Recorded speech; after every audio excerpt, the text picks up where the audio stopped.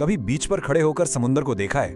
वो आती हुई लहरें, वो दूर तक फैला हुआ पानी देखकर लगता है बस पानी ही तो है, लेकिन सच इससे कहीं ज्यादा गहरा है। तो चलिए आज इस गहराई को थोड़ा नापते हैं। अच्छा, कभी सोचा है कि स्पेस से देखने पर हमारी अर्थ ब्लू क्यों दिखती है? जब एस्ट्रोनॉट्स ने पहली बार देखा ना, तो उन्होंने इसे नाम दिया द ब्लू प्लैनेट।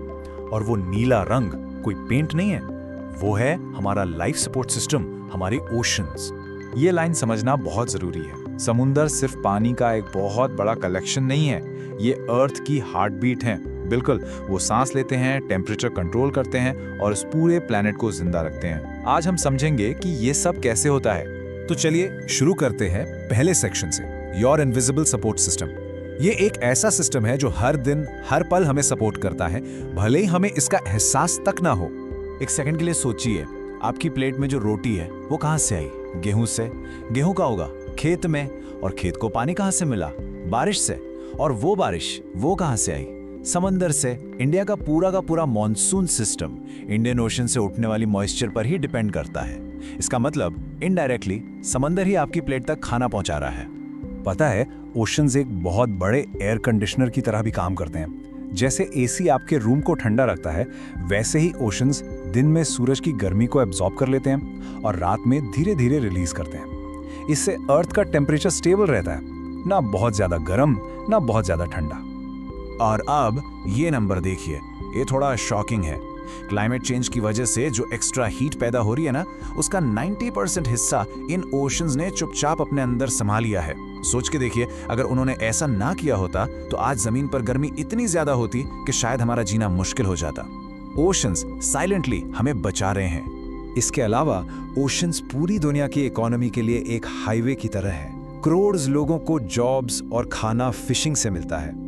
आपके हाथ में जो फोन है, जो कपड़े आपने पहने हैं, यहाँ तक कि गाड़ियाँ, ऑलमोस्ट हर चीज बड़े बड़े शिप्स पर समुद्र के रास्ते ही एक देश से दूसरे देश जाती है। ये पूरी दुनिया को कनेक्ट करते हैं। और ये फैक्ट तो शायद आपको सरप्राइज ही कर दे। हम हमेशा सुनते हैं कि पेड़ पौधे हमें ऑक्सीजन देते हैं, इसलिए उन्हें लंग्स ऑफ द प्लैनेट कहते हैं। पर सच तो ये है कि अर्थ की आधे से ज्यादा ऑक्सीजन समुद्र में रहने वाले छोटे छोटे माइक्रोस्कोपिक पौधों से आती है। इसका मतलब क्या हुआ? इसका मतलब ये हुआ कि हम जो हर दूसरी सांस ले रहे हैं वो समुद्र की देन है। So next time you take a deep breath, thank the ocean. तो अब जब हम ये जान गए हैं कि ओशंस इतने जरूरी क्यों हैं, तो चलिए नेक्स्ट सेक्शन में इस ब्लू प्लैनेट की थोड़ी मैपिंग करते हैं और इसकी ज्योग्राफी को समझते हैं।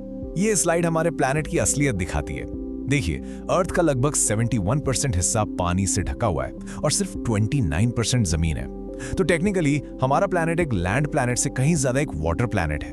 ऑफिशियली हम इस पूरे पानी को 5 बड़े ओशंस में डिवाइड करते हैं। जैसा कि आप देख सकते हैं, सबसे बड़ा है पैसिफिक ओशन, फिर अटलांटिक, इंडियन, सदर्न और सबसे छोटा आर्कटिक ओशन। लेकिन सबसे इंपॉर्टेंट बात यह है कि मैप पर भले इनकी बाउंड्रीज अलग अलग दिखें, रियलिटी में ये सारे ओशंस एक दूसरे से जुड़े हुए हैं। ये एक ही सिंगल जाइंट ग्लोबल ओशन है। अगर हम अर्थ को इक्वेटर से 2 हिस्सों में बांट दें, तो आप देखेंगे कि नॉर्दर्न हेमिस्फीयर में जमीन ज्यादा है और वहीं साउदर्न हेमिस्फीयर में पानी ही पानी है। इतना ज्यादा कि इसीलिए साउदर्न हेमिस्फीयर को कभी-कभी वाटर हेमिस्फीयर भी कहा जाता है। हमने देख लिया कि ओशंस हमारे लिए कितने जरूरी हैं, कितने कमाल के हैं। लेकिन अब हम एक थोड़े सीरियस टॉपिक पर बात करेंगे। Section 3, the oceans silent crisis. एक ऐसा संकट जो धीरे धीरे बढ़ता जा रहा है और जिसके बारे में जानना हम सबके लिए बहुत जरूरी है। देखिए, ओशंस में नेचुरल डेंजर्स तो होते ही हैं, जैसे कि सुनामी। 2004 में इंडियन ओशन में आए सुनामी ने हमें दिखाया कि समुद्र के नीचे एक छोटा सा अर्थक्वेक कितनी बड़ी तबाही ला सकता है।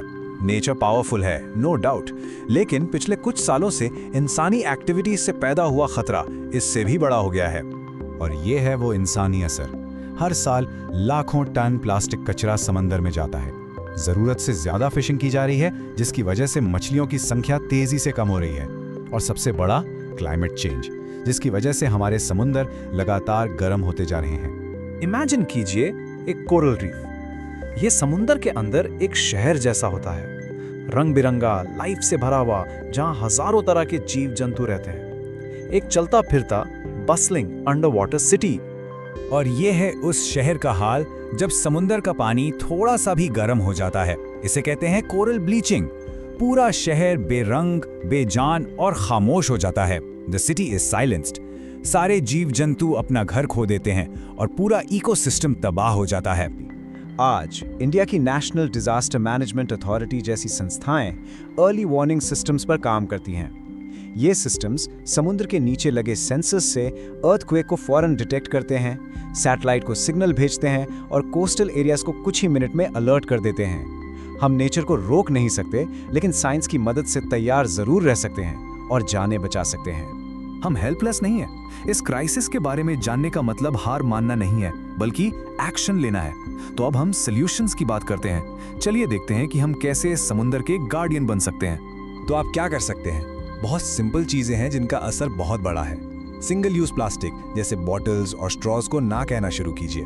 अगर मौका मिले तो बीच क्लीनअप ड्राइव्स में हिस्सा लीजिए।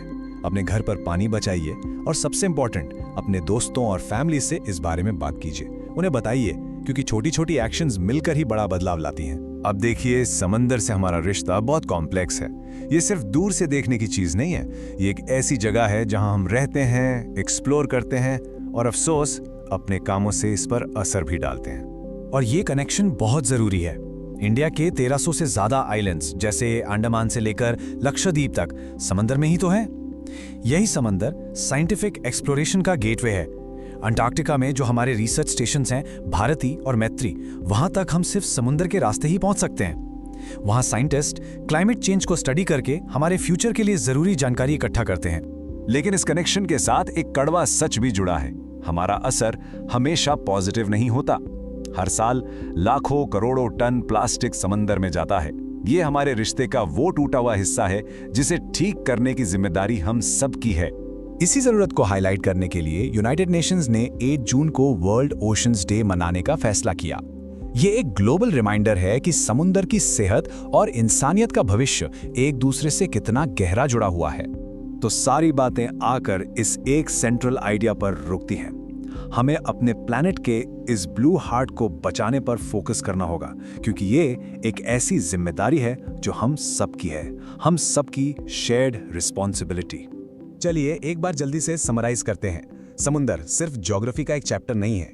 ये हमें पानी और खाने के लिए बारिश देता है, ये हमें हर सांस के लिए ऑक्सीजन देता है और ये हमें एक्सप्लोरेशन का मौका देता है, जिससे हमारा ज्ञान और भविष्य सुरक्षित होता है। ये सिर्फ फीचर्स नहीं है, ये हमारे जिंदा रहने के लिए जरूरी गिफ्ट्स हैं। और इस सब के बाद बस एक आखिरी और सबसे जरूरी सवाल, ये सब जानने के बाद कि समंदर हमारे प्लैनेट की लाइफलाइन है, अब आप हमारे इस ब्लू हार्ट को बचाने के लिए क्या करेंगे?